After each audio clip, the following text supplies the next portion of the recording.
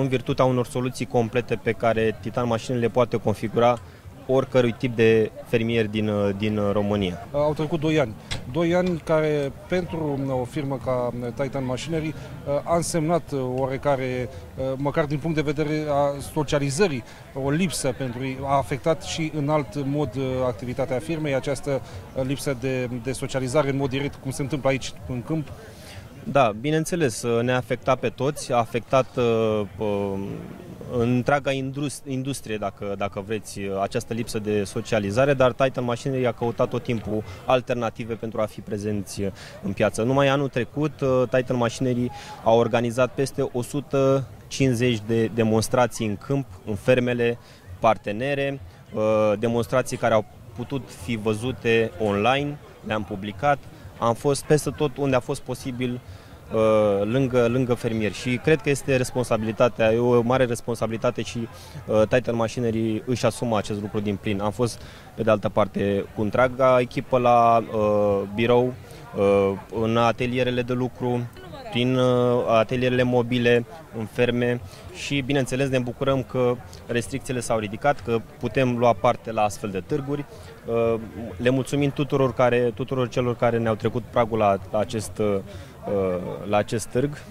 Avem unul dintre cele mai interactive și mai mari standuri din această platformă expozițională. Care este reacția fermierilor? Că până la urmă acest lucru vă interesează în mod direct. Îi găsim pe fermieri nerăbdători, foarte curioși după 2 ani de zile de lipsă de agraria. Ne bucurăm, cumva suntem entuziasmați să-i primim.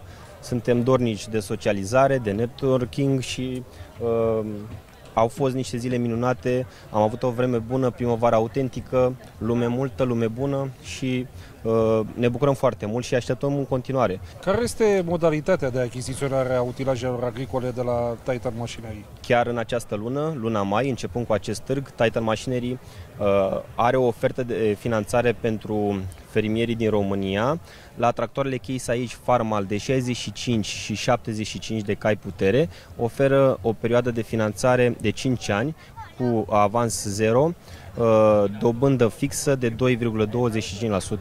și posibilitate de a achiziționa acest tractor la pachet cu un agregat, cu un implement.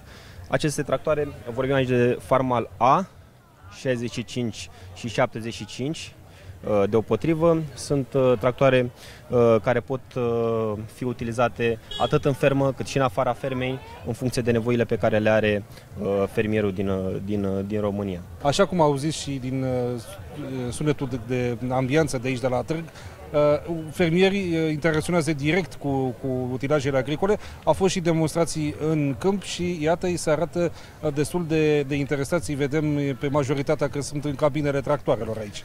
Da, bineînțeles, au pus întrebări, s-au urcat în cabinele tractoarelor. Avem și o combină de recoltat premium, Axial Flow, Case aici Axial Flow, care a fost extraordinar de mult pozată și pentru care s-a pus o multitudine de întrebări.